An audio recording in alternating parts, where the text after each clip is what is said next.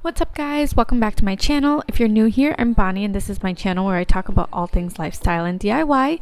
But today I'm going to be sharing how I made this sign, but only a bigger version for the living room. So if you guys want to see that, just keep watching.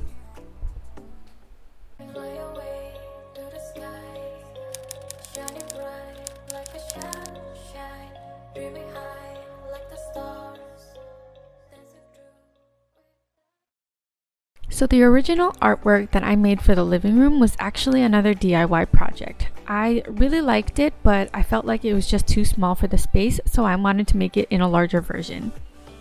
This board is actually left over from the toy room slash craft room makeover, so if you guys haven't seen that, just click here and you can watch that as well.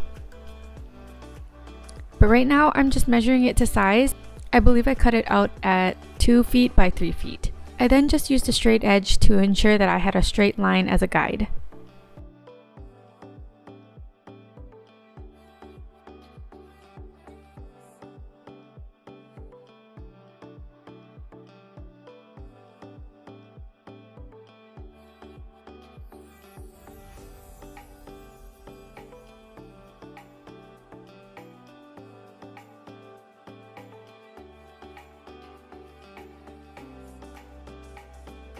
And this is how big it looks.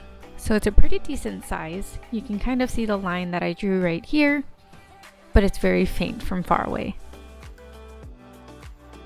I thought I was going to be able to use my table saw. Unfortunately, I don't have a guide wide enough, so I ended up using my circular saw and free-handed it with the lines that I drew.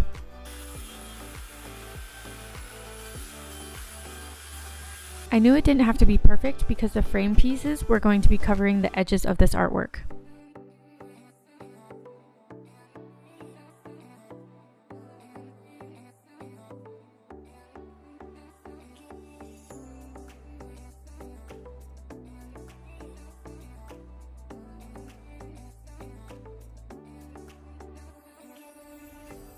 It was time to cut the frame. So I didn't have a frame thin enough, so I used a 1x4 board that I already had on hand, and I ripped it to about 1 1/4 inch each.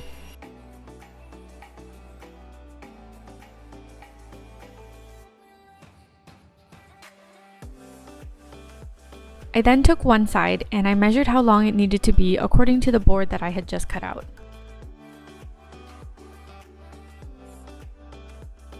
I made a mark and then I went over to my miter saw and I made that first cut.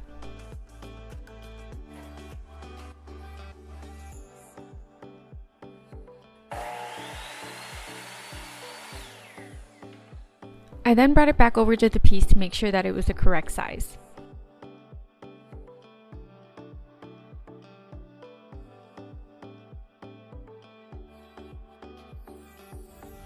I brought it back over to the miter saw to use it as a template for the next piece.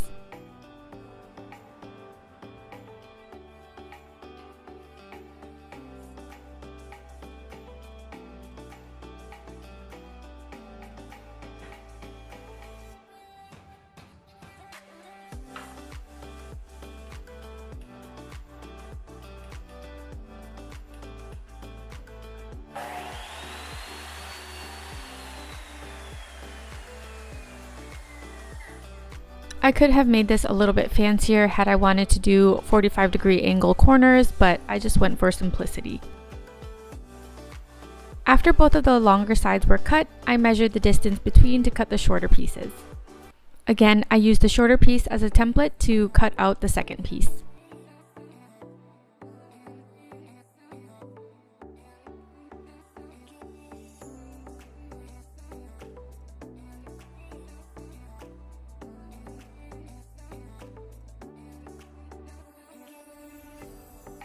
Again, I used the shorter piece as a template to measure and cut the second piece.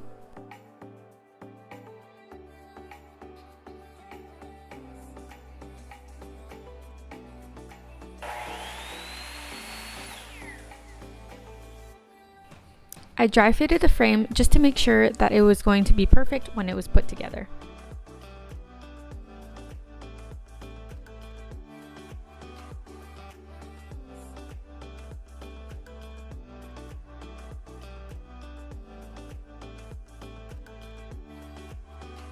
Now I'm going to be painting the board that I just cut out with white chalk paint just to make sure that none of the brown shows through.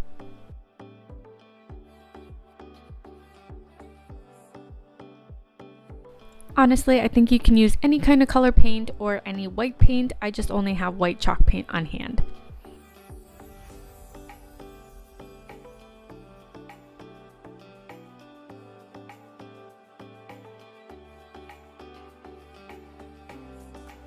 And it doesn't have to be perfect because I will be going over it with spackling.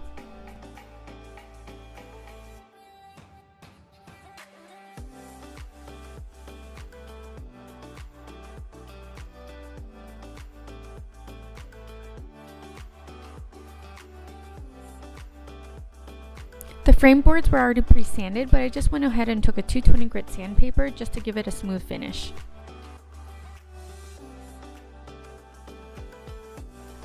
I then took this whitewash stain that I have been using for most of my projects and I applied it to all of the frame pieces. I'm not really sure what it does to the stain, but I really like the effect that it gives to the wood. It definitely softens the color of the stain that I use.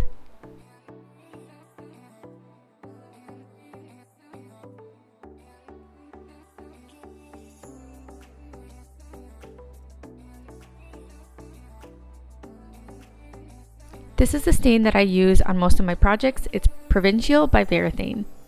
I then go ahead and apply it to the wet whitewash stain on all of the frame pieces.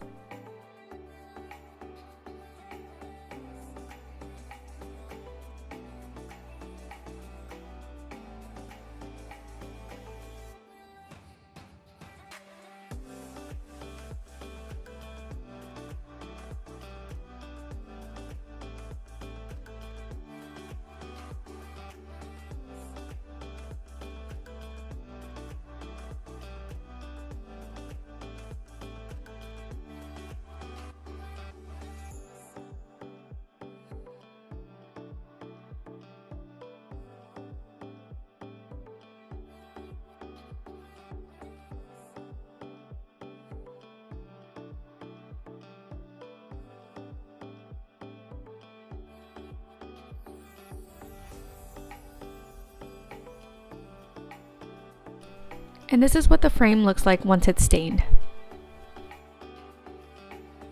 Now that the board is dry, we can go ahead and start creating our masterpiece.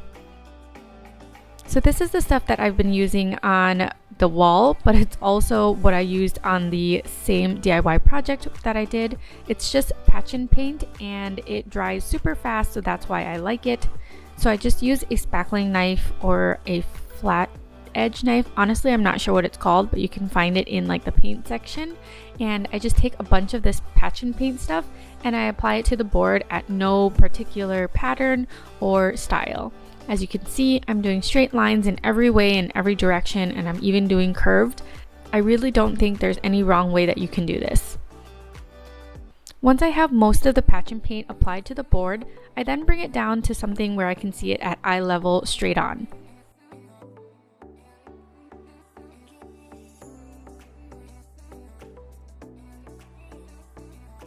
I kind of play around with the details, but I think the texture and the depth that this has looks really nice.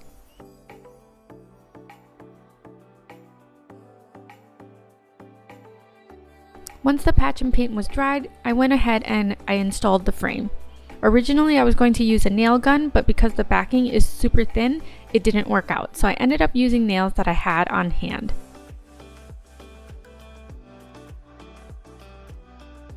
These actually came with one of those cube storage shelves from Target, but I always keep the hardware that I don't use.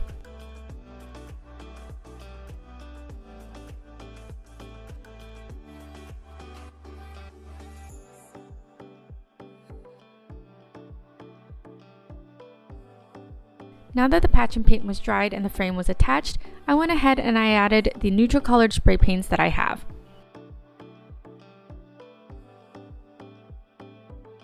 You can definitely use regular paint for this portion, but I only had spray paint on hand and it was a bunch of neutral colors, so I decided to use those.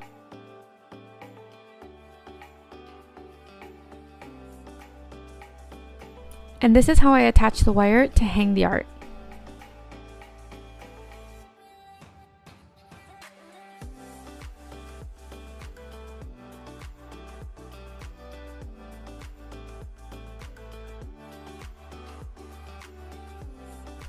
So this is what the art used to look like, and this is what it looks like now. I'm not 100% sure that I'm totally in love with it. Let me know what you guys think in the comments below. But if you like this video, hit that thumbs up, and I'll see you guys next time.